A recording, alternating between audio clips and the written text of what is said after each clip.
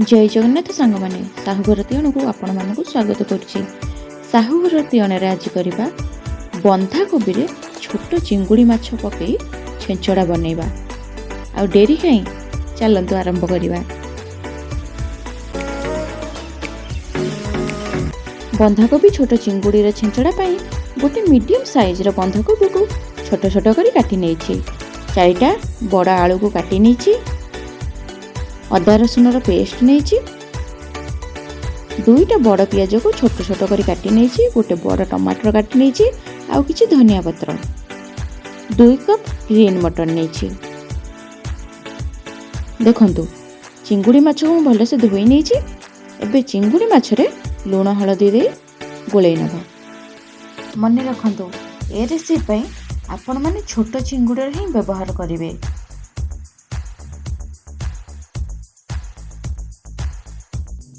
लूण हलदी भलसे गोलै नेले एबे चलंतु भाजीबा। चिंगुड़ी माछ भाजीबा पई रिफाइन तेल नैछि। आपण माने सोरिष तेल व्यवहार करि परिबे। तेल तातिबा परे रखिथिबा चिंगुड़ी माछ पकई भाजीबा।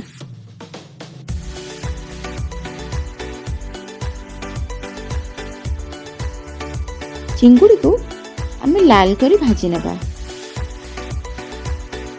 देखंतु चिंगुड़ी माछ हमर भल से भाजी हो गलानी। एबे प्लेट को काढ़ी नबा। चलंतु काटिकी रखिथिबा आलू और बंधाकोबी को टिके हल्का भाजी नबा। प्रथमे कड़ाई रे 1 ରୁ 2 चम्मच रिफाइन तेल नै जिबा और रखिथिबा आलू को पकई टिके भाजी नबा।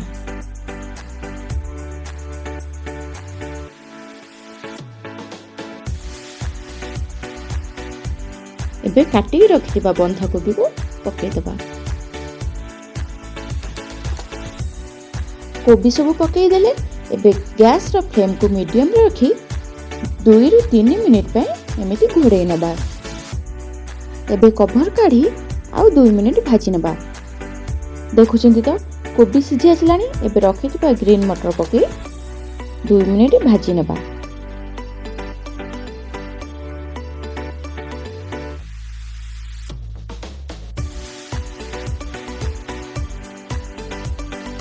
ग्रीन मटर पकई 2 मिनिट भाजी नेले एबे प्लेट को काढ़ी नबा। आ सेम कड़ाई रे 3 बड़ चम्मच रिफाइन तेल नै जाइछि।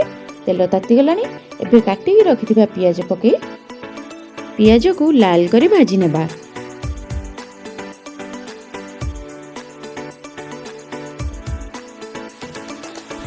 पियाज भल से भाजी हो गलानी। एबे लंका गुंड और हलदी गुंड पकई पियाज सह मिसई नेबा। मन रखिबे लो फ्लेम रे ही लंका गुंड हलदी गुंड पकेबे। एबे रखिथिबा अदा रसुन पेस्ट दे किछि समय मसला कसी नेबा।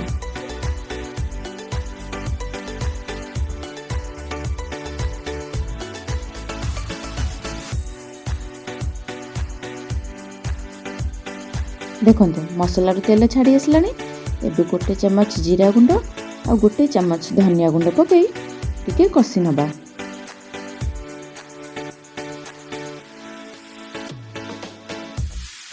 जीरा गुंड धनिया गुंड को भल से मिसई नेले एबे 1 चम्मच चिकन मसला कि जदि आपण मानक पाखरे फिश मसला थिबो आपण माने पकई परिबे। एबे टिके पानी दे कसी नबा।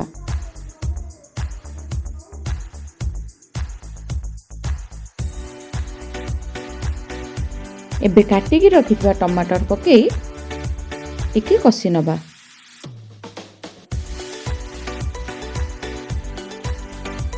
आउ स्वाद अनुसार लूण पकेइबा। लूण पकई देले भल से मसला को कसी नबा।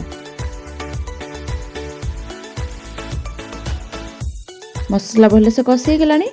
एबे भाजी की रखिथिबा चिंगुड़ी माछ पकई 2 ରୁ 3 मिनिट भल से कसी नबा।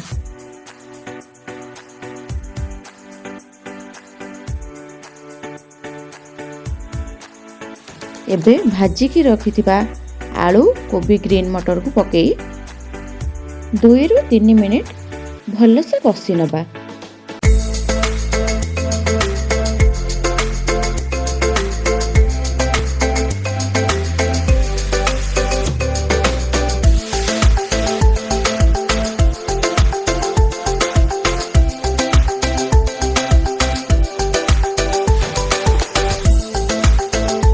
2-3 ମିନିଟ୍ କଷିବା ପରେ ଏବେ ଏଥିରେ ଗୋଟେ ଗିନା ପାଣି ଦେଇଦେବା।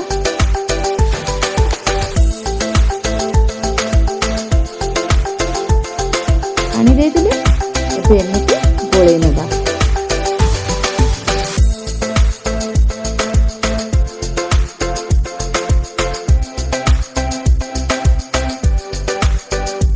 ଗୋଳେଇ ସାରିବା ପରେ 4 ମିନିଟ୍ ପାଇଁ ଘୋଡ଼େଇ ଫୁଟିବାକୁ ଛାଡ଼ିଦେବା।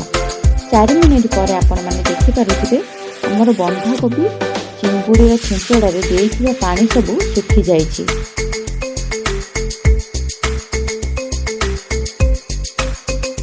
ଏବେ ଏଥିରେ ଗୋଟେ ଚାମଚ ଗରମ ମସଲା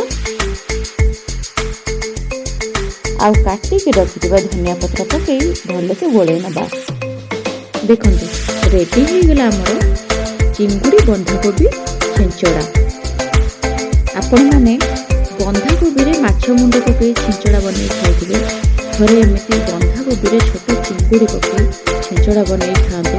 ଆଉ କେମିତି ଲାଗିଲା କମେଣ୍ଟ ମାଧ୍ୟମରେ ଜଣାନ୍ତୁ। ଆଜିର ଭିଡ଼ିଓଟି ଆପଣମାନଙ୍କୁ କେମିତି ଲାଗିଲା କମେଣ୍ଟରେ ଜଣାଇବେ। ଲାଇକ୍ କରିବେ, ସେୟାର କରିବେ ଆଉ ଚ୍ୟାନେଲରେ ନୂଆ ଥିଲେ ସବସ୍କ୍ରାଇବ୍ କରିବେ।